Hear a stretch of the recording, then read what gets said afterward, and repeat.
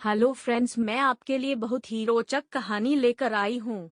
एक लड़का था जो देख नहीं सकता था। ये लड़का आकार भीख मांगकर अपना जीवन गुजारता था। एक दिन ये अंधा लड़का हर रोज की तरह एक बड़ी सी बिल्डिंग के आगे बैठकर भीख मांग रहा था। उसी समय वहां से एक अनमोल नाम का लड़का गुजरता है और इस अंधे लड़के को भीख मांगता हुआ देखता है। अनमोल उसी बिल्डिंग में एक ऑफिस में काम करता था। जब अनमोल ने देखा कि ये लड़का भीख मांग रहा है तो वो उसकी मदद करने के लिए उसके पास पहुंचता है। अनमोल वहां जाकर देखता है कि इस लड़के के पास एक डिब्बा है और उस डिब्बे में थोड़े सिक्के भी है। कुछ लोग आते हैं, इस लड़के को पैसे देते हैं और कुछ लोग उसे बस देख कर ही चले जाते हैं।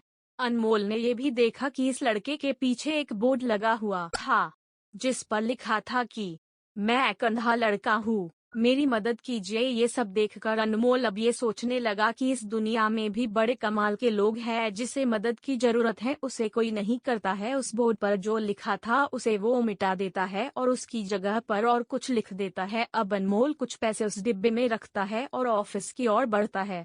फिर अनमोल ऑफिस पहुंचता है और हर रोज की तरह अपना काम करता है। शाम को जब वो ऑफिस से अपने घर जाने के लिए निकलता है तभी उसे वो अंधा लड़का याद आता है। वो ये सोचता है कि मैं एक बार घर जाने से पहले उस लड़के को देख लूं। मेरे लिखने की वजह से उसके जीवन में कोई बदलाव आया है कि नहीं। वो अब उस अंधे लड़के के पास जाता है। उसके पहुंचते ही वो लड़का खड़ा हो जाता है। वो कहता है कि भैया, मैंने आपको आपकी आने की आहट से ही पहचान लिया। आप वही है जो सुबह आए थे और मेरे इस बोर्ड पर कुछ लिख कर गए थे। मैं आपको सिर्फ इतना पूछना चाहता हूँ कि आपने ऐसा क्या लिखा था मेरे बोर्ड पर कि जो भी यहाँ से गुजरता है वो मुझे कुछ ना कुछ देकर ही जाता है। अनमोल ने कहा कि मैंने जो तुम्हारे बोर्ड पर लिखा हुआ था उसे मिटा दिया। तुम्हारे बोर्ड पर लिखा हुआ था कि मैं एक अंधा लड़का हूँ, मेरी मदद कीजिए। मैंने उसको मिटा दिया और ये लिख दिया कि आज का दिन बहुत खूबसूरत है, लेकिन मैं देख नहीं सकता हूँ।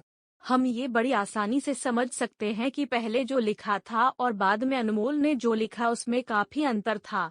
अनमोल ने जो कुछ भी लिखा था वो एक नई सोच थी और ये लाइन पढ़ने वालों में भी पॉजिटिविटी फैला रही थी। इसलिए लोग इस लड़के को कुछ न कुछ जरूर देकर ही जाते थे। अगर हम सोचने की मात्रा का तरीका बदल देते हैं तो हमारी जिंदगी भी बदल जाती है।